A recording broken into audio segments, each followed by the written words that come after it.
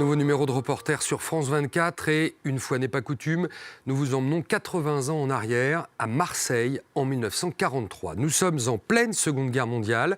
Les Allemands occupent la ville depuis quelques mois. En janvier, presque jour pour jour, il y a 80 ans, dans les quartiers populaires autour du Vieux-Port, le cœur historique de Marseille, la résistance s'organise et multiplie les actions. Ces vieux quartiers concentrent des populations pauvres, issues de l'immigration, notamment des Italiens fuyant le régime de Mussolini, des syndicalistes, des communistes et une communauté juive. Tout ce qu'Hitler et les nazis exècrent. Ils vont décider de faire de Marseille un exemple, évacuer la population, 25 000 personnes, en envoyant une partie dans les camps de concentration, et raser le quartier, 1500 immeubles détruits, 50 rues rayées de la carte. Aujourd'hui, les descendants de ces familles se battent pour faire reconnaître un crime contre l'humanité. Marseille 1943, le crime oublié, c'est un document signé Florence Gaillard pour France 24.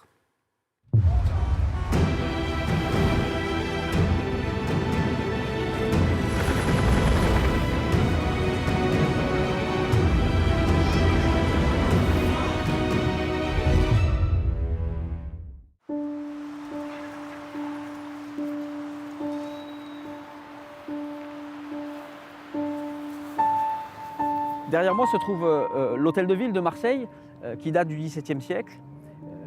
C'est un des derniers vestiges du quartier tout autour, qui était le quartier Saint-Jean, qui a été complètement rasé par les nazis en 1943. On peut voir des immeubles sur la façade du port. Ce sont des immeubles qui ont été reconstruits en 1955. Sur les ruines du quartier rasé, 50 rues ont complètement disparu du cœur de Marseille, l'endroit où les premiers Marseillais se sont installés dans son histoire.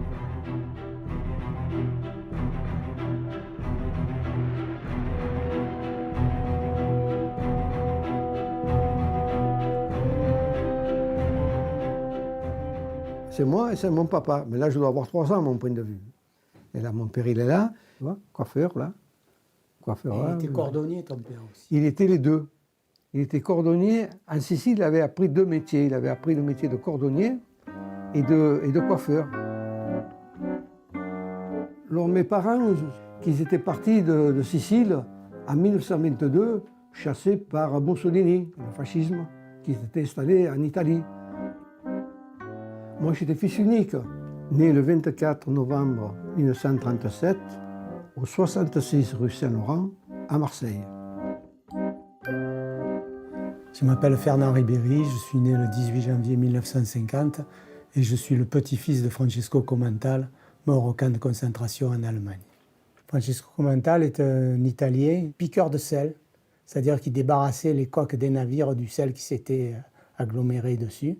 Il est père de 6 enfants, donc ils vivent au 16 rue de la Reynarde, qui fait partie du quartier dit réservé, c'est-à-dire c'est le quartier de la prostitution. Un quartier très populaire. La rue était notre terrain de jeu.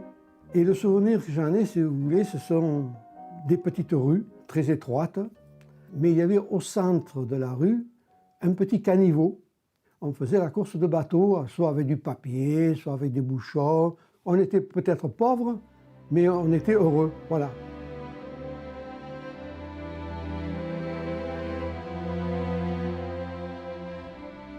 Je nais à Marseille, sur ce qu'on appelle aujourd'hui le quartier du Vieux-Port.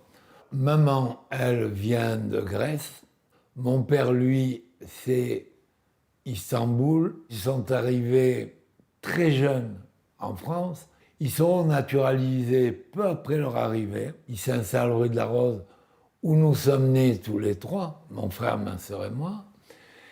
Et très vite, ils ont une petite entreprise qui est prospère. Ma mère également s'intéresse au commerce. Elle va vendre des vêtements. C'est un quartier où les gens s'entraident beaucoup, peuplé réellement d'émigrés.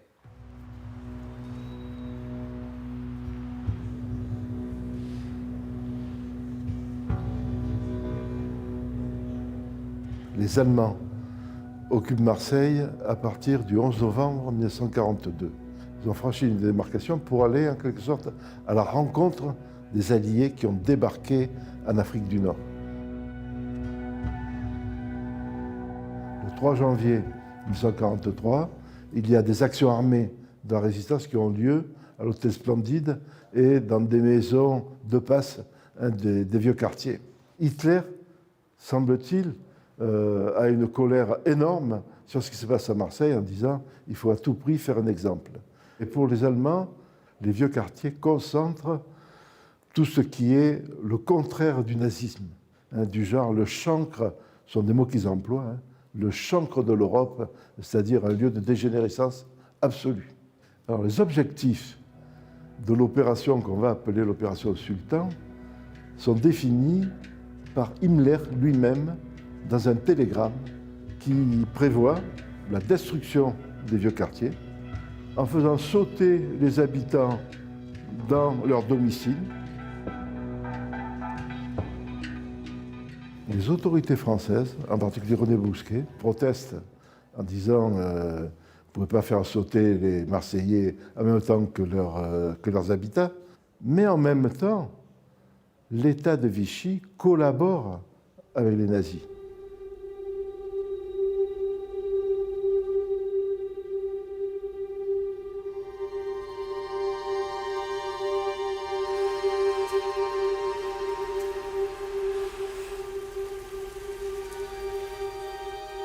Les 22, 23 et 24 janvier 1943, les Français du gouvernement de Vichy ont décidé en concertation avec les nazis de vider ce quartier et sa population, les 25 000 personnes, complètement évacuées de force, manu militari, par les policiers français, réquisitionnés en nombre sur tout le territoire. 12 000 seront utilisés pour la rafle du Vieux-Port.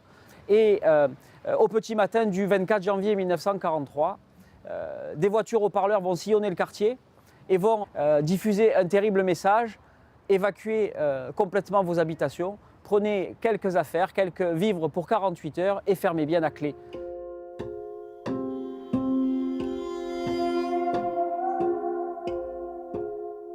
Cette nuit-là, je dormais, bien entendu, à 6 h du matin, en tango, je dormais.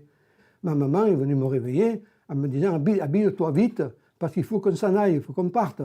De suite, j'ai vu le visage de mes parents très décomposé par la peur, la crainte, l'anxiété. Voilà, alors ça m'a marqué quand même. Mais une fois qu'on sort de l'appartement, avec tous les autres, je dirais, habitants du quartier, on est rassemblés dans la rue, encadrés par la police française. On nous a fait descendre la rue Saint-Laurent pour nous emmener sur le quai du port, comme un troupeau de moutons.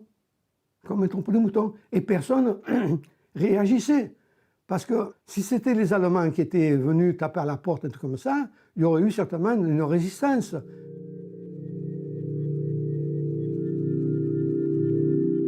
La veille, un ami aux parents vient les voir et dit à mon père, Isidore, on va inquiéter les Juifs dans le quartier, mais également à l'opéra. Et vous devriez vous en aller, vous cacher, pas rester dans le quartier pendant quelque temps.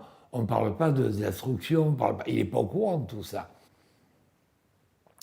Mon père en parle, réunion de famille, et il décide de ne pas prendre ça au sérieux en disant « mais non, les Juifs sont inquiétés beaucoup plus haut en France. » La rafle a commencé.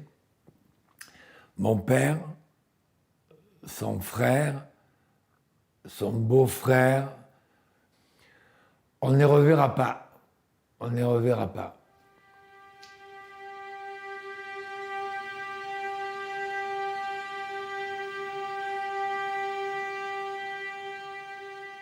Sur le quai du port, qui était à l'époque le quai Maréchal Pétain, là les attendent des tramways, des bus qui sont réquisitionnés en nombre pour transporter 15 000 personnes parmi les 25 000 habitants du quartier. D'abord à la gare d'Arenc, qui est une gare de triage près du port, pour les envoyer à Fréjus. Dans le camp militaire de Fréjus, des commissions allemandes, des militaires, sur la base de fichiers français, vont composer une commission de criblage. On va cribler les juifs, on va cribler les opposants politiques, les communistes, et parmi eux, des jeunes gens dont on n'a pas compris pourquoi ils avaient été choisis, si ce n'est pour un besoin de main-d'œuvre dans les camps de concentration en Allemagne.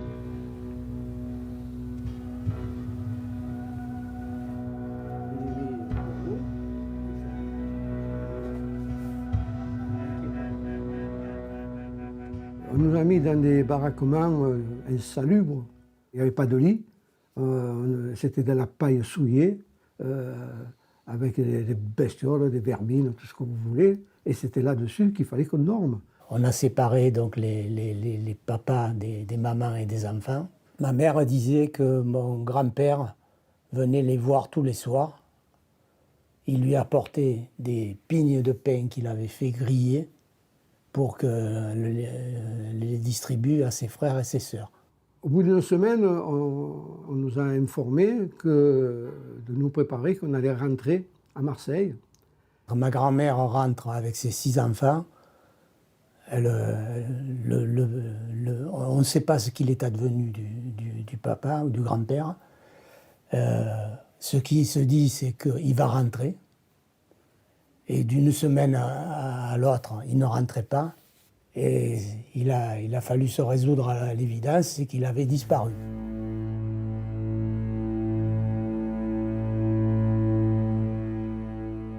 Ceux qui, à Fréjus, n'ont pas été sélectionnés, heureusement, peuvent rentrer à Marseille. Seulement, la plupart arrivent trop tard. Les destructions ont déjà commencé et les immeubles tombés. Ils ne reverront jamais leur habitation, ne récupéreront aucun bien.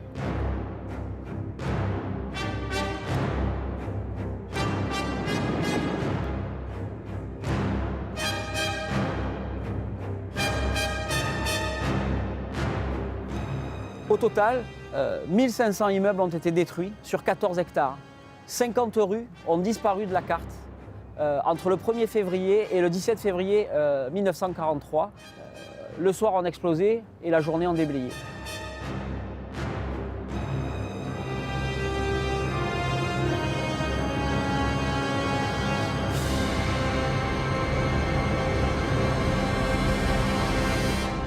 Il y a des personnalités fortes qui vont protester. Le curé Caillol, qui va écrire au cabinet du maréchal Pétain plusieurs lettres.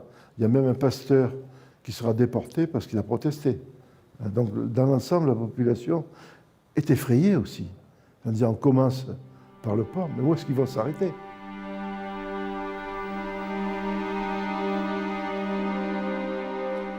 Il y a un bureau où on donne des renseignements sur les gens qui ont été pris. Maman part avec une très grosse somme d'argent dans son sac. Qu'est-ce qu'elle a à l'esprit? Elle a à l'esprit qu'en payant, elle va pouvoir retrouver son époux et le reste de la famille qui a été amené. Ça se passe pas comme ça, on ne le revoit pas. Elle va rester 2 mois à Drancy. Alors que mon père est pris en janvier, il mourra très vite en mars. Maman va rester 2 mois à Drancy, d'où elle peut écrire des courriers. Ce qui est stupéfiant, c'est que dans les 2 cas, quand ils arrivent en camp, un Sobibor, l'autre Auschwitz, entre le jour de leur arrivée et le jour de leur décès, il ne se passe que 6 jours.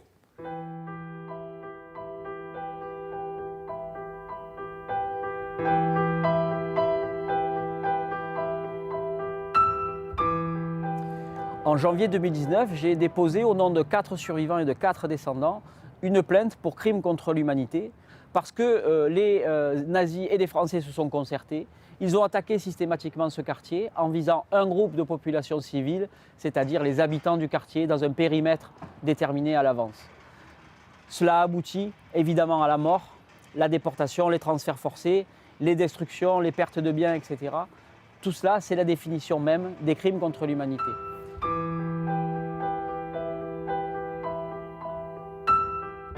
Nous avons perdu et le toit pour nous abriter, et le salon de coiffure, le travail qui nous faisait vivre, quoi. Ça a été, je dirais, un drame. Ça a été le début d'une misère noire, parce que nous n'avions rien. On était nus et crus, comme on dit.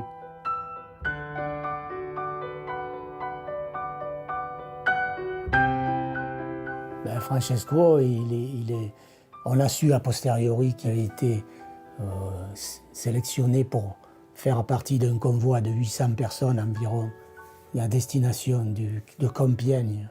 Et au mois d'avril, destination camp de concentration à Oranienburg en Allemagne. Voilà. Ma conviction, c'est qu'il était engagé syndicalement ou politiquement, et que c'est pour cette raison que les Allemands l'ont sélectionné.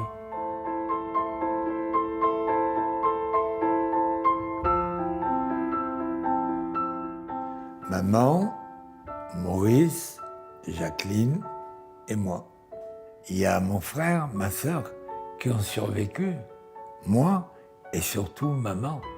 Maman qui a disparu, que je n'ai jamais connue.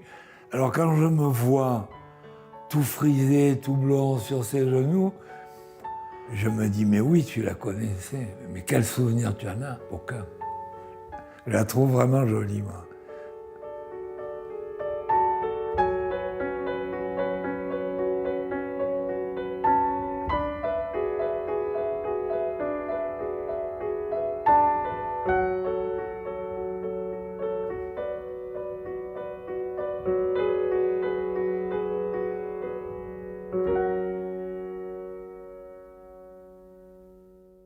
Et voilà pour ce document signé Florence Gaillard avec Georges Yazbek à la caméra. Vous pouvez retrouver ce reporter sur le site de France 24.